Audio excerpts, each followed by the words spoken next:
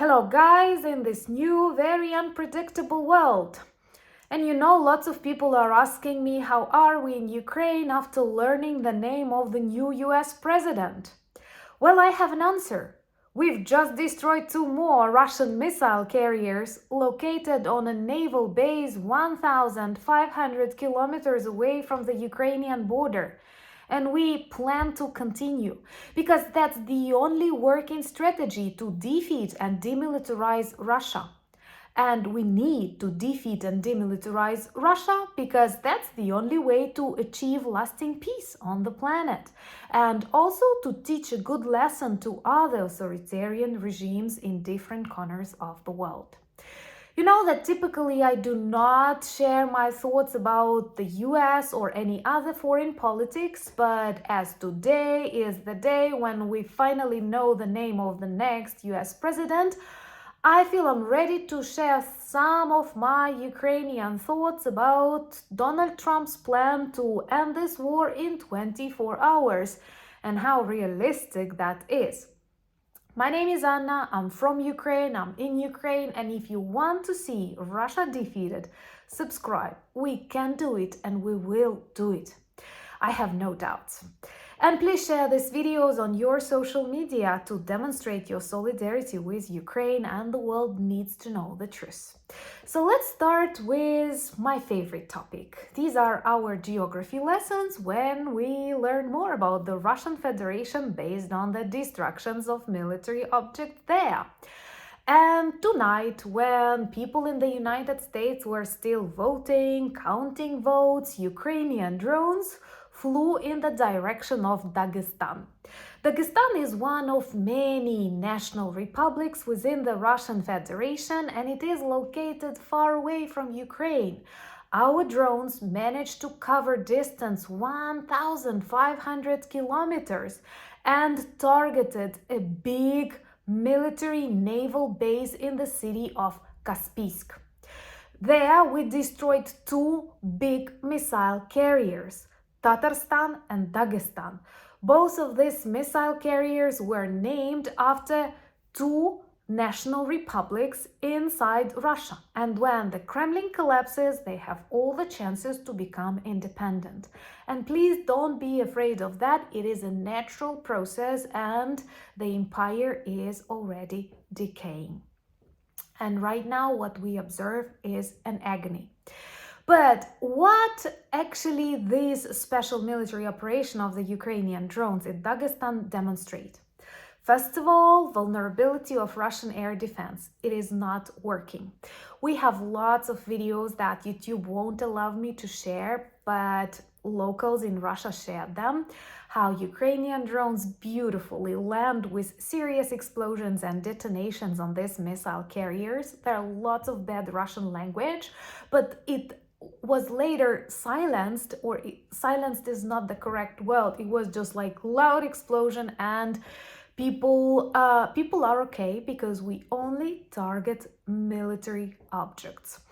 And units that were staying in Dagestan previously operated in Zaporizhia and Kherson region, so it is definitely a punishment for the crimes committed there.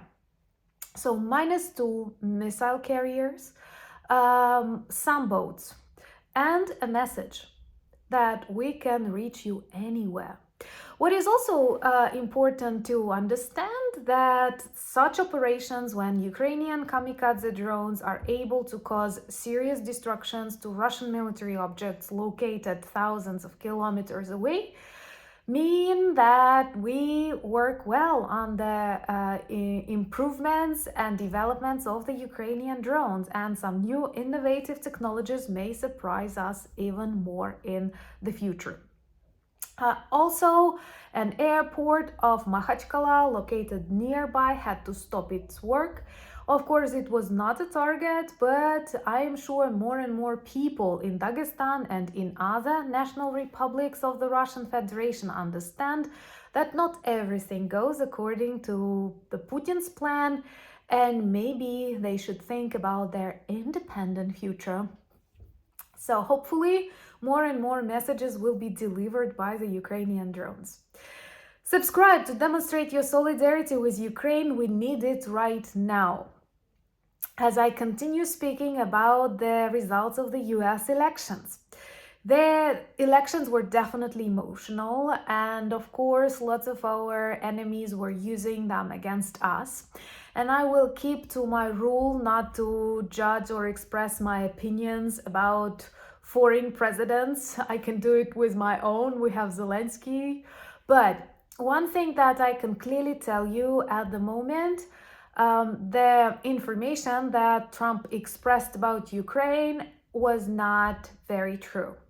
Because Ukraine is not demolished, our churches are in their places. Actually, we have lots and lots of places of churches, more like McDonald's in the US.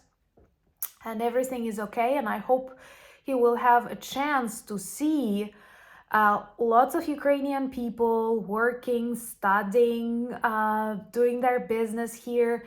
And I think that my country is not an example of a ruin, but an example of resistance and strength. So at this moment, I am not sure that the opinion that President Trump has about Ukraine is realistic. And the same, unfortunately, is about the plan to end Russian war in 24 hours. Of course, if we could end Russian war with the defeat of Putin in 24 hours, thumbs up. But it's not realistic, and it's not realistic in a month or a year, unfortunately. And justice is very important, and Ukraine is no more an object of the international politics. We are a subject, and we have our own thoughts and opinions. And believe me, no one is ready to give up or to negotiate with a war criminal who is responsible for the deaths of like 585 Ukrainian children and hundreds of thousands of others. So obviously it's not an option. But most importantly, and it may sound a little bit harsh, there is actually nothing that President Trump can offer to Putin for him to start the negotiations. I know many of you think that this may be an intention to give up Ukrainian territories, but he wants all of the Ukraine, and he knows that time plays against him, starting from age and finishing with the economic possibilities of Russia, and most importantly, because Putin needs war. What many good and bad people mistakenly think is that Putin wants peace, that he is also tired of war or something, when in reality he desperately needs this war for a number of reasons. First of all, to stay at power. Second, to keep tremendous control over his population, deny lots of rights and possibilities, stop protests and anything. He has a perfect excuse. We are at war. Also, because of Russian economy, it's overheated, it's a purely war economy, and he cannot just stop it. Plus, if he gets the territories, if he gets everything that he wants after this totally brutal, violent war crimes, after he was condemned by the majority of the leaders of the democratic world, and he is okay, just as it was after the annexation of Crimea, what will actually restrain him or stop him from continuing this war? And not just to Ukraine, but to other countries. I'm not going to name them to make them feel nervous. It's not my intention. But it's quite obvious that Putin is not going to negotiate, and no one in Ukraine will accept giving up our territories, becoming neutral, and so on. A beautiful reminder. When Putin attacked Ukraine, we were not in NATO, and we were not invited to NATO, and we were same far away from NATO. The only reason why Putin does not want Ukraine in NATO, because he understands if Ukraine is in NATO, he won't be able to take it. He clearly understands that NATO will not attack Russia. We can see it from all this escalation management and concerns expressed by people in whose strengths we believed. And I want to finish it with an example from our own modern history. And maybe some of you will be surprised to learn it. When in 2019 President Zelensky won elections, his support was huge, like 73%. I will tell you honestly, I did not vote for Zelensky, though I support him now. But back then, I did not like his promises to end Russian war, and it was still in Donbass, Luhansk region, annexation of Crimea in a weaker phase. And he promised to end war in days after he will talk with Putin. He, as number one, slogan was that we have to stop shooting, just to stop shooting. And number two, I will speak to him, I will look into his eyes, and everything will be fine.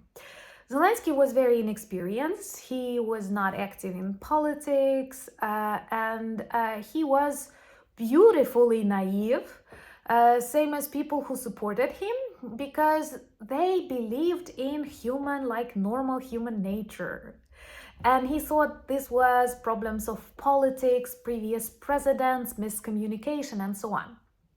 So when so many people supported him, was actually they did not want war. And what happened next definitely tremendously changed the opinion of Zelensky, tremendously changed the opinion of those who supported him, and made me support him more. So it is not only about the desire of sane people to end war, stop killing people, and so on. You have to take into account this pure evil that Russia is, and that Russia needs war. Russia feeds from war. Russia needs this chaos, this blood, this destruction. Russia's plan in total is like to kill all Ukrainians, to make some of them escape to your countries and to get all of it, and then continue to, let's say, Moldova, then continue to Georgia, then continue to the Baltics. And with all this chaos and quarreling, those international organizations or even alliances that are supposed to protect us may actually collapse. So, there are lots of positive jokes here inside Ukraine, people trying to remain positive, and soldiers saying okay, we have plans for this Sunday because the war ends tomorrow, because it's almost 24 hours. But I'm sure that we have to be realistic, not pessimistic. This does not help fight. For us in Ukraine, we don't have other choice. We are not an object, believe me. Another beautiful reminder, at the very start of this war, even our best friends, countries, did not believe at all. They gave us 72 hours, and they thought that all of the Ukraine will be taken over by Russians. But it did not turn out like that, and now we have Ukrainian soldiers fighting with North Korean soldiers in Russia. So everything is very unpredictable on this planet, and we have to remain sane and strong. Join me on Instagram, X, Threads, and Discord. This way we can follow each other closer, and in such challenging times it's very important. You will find the links in the description of this video. Thank you for buying me coffees, becoming my patrons and sponsors of the channel, and helping me film, write, and inform you more. It's a privilege, and I'm very grateful. Check our merch shop for lots of good items that work well as reminders and conversation starters about Ukraine, and I'm sure we will need it more and more. And most importantly, thank you for standing with Ukraine. And thank you for standing with all the people who love freedom, who respect human life, human choice, and who clearly see that Putin is evil, and evil must be punished, and evil will be punished. Slava Ukraini!